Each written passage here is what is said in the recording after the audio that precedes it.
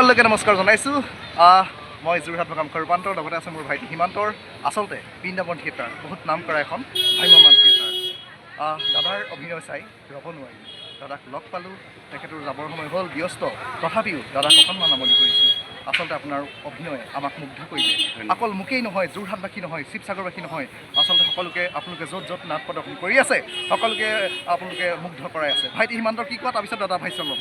নমস্কাৰ। জীৱনদাৰ আচলতে আমি অভিনয় চালোঁ, যিটো এইখন নাটকত এজন হিৰোজনৰ পিতৃ যিটো ৰোল কৰিছে, লাষ্টত হিৰোইনজনক প্ৰয়োজন হোৱাৰ দৃশ্যটো মই চালোঁ। আচলতে গতিকে এটি ভিলেনৰ চৰিত্ৰ, আচলতে ভিলেন বুলি ক'বলৈ নাযাওঁ, আচলতে যিটো চৰিত্ৰই এখেতলোকক দিয়ে অতি সঠিকৰূপে ৰূপায়ণ কৰা আচলতে ভ্ৰাম্যমানৰ এইসকল শিল্পী আমাৰ বাবে সদায় আদৰ্শনীয়, যিটো সমাজৰ এটা সত্য ঘটনাক এখন নাটকৰ যোগেদি ৰূপায়ণ কৰা তেখেতলোকে যিটো ভূমিকা গ্ৰহণ কৰি আছে বিগত বৰ্ষ ধৰি, সঁচাই তেখেতলোকক আচলতে আমি শ্ৰদ্ধাৰে আমি হৃদয়ৰ পৰা আমি মৰম যাচিছোঁ, ধন্যবাদ যাচিছোঁ। আৰু আগন্তুক জীৱনত আমাৰ থিয়েটাৰ যিখন জগত, আমাৰ ভ্ৰাম্যমান জগতত তেখেতলোকে নাম কৰি যাওক।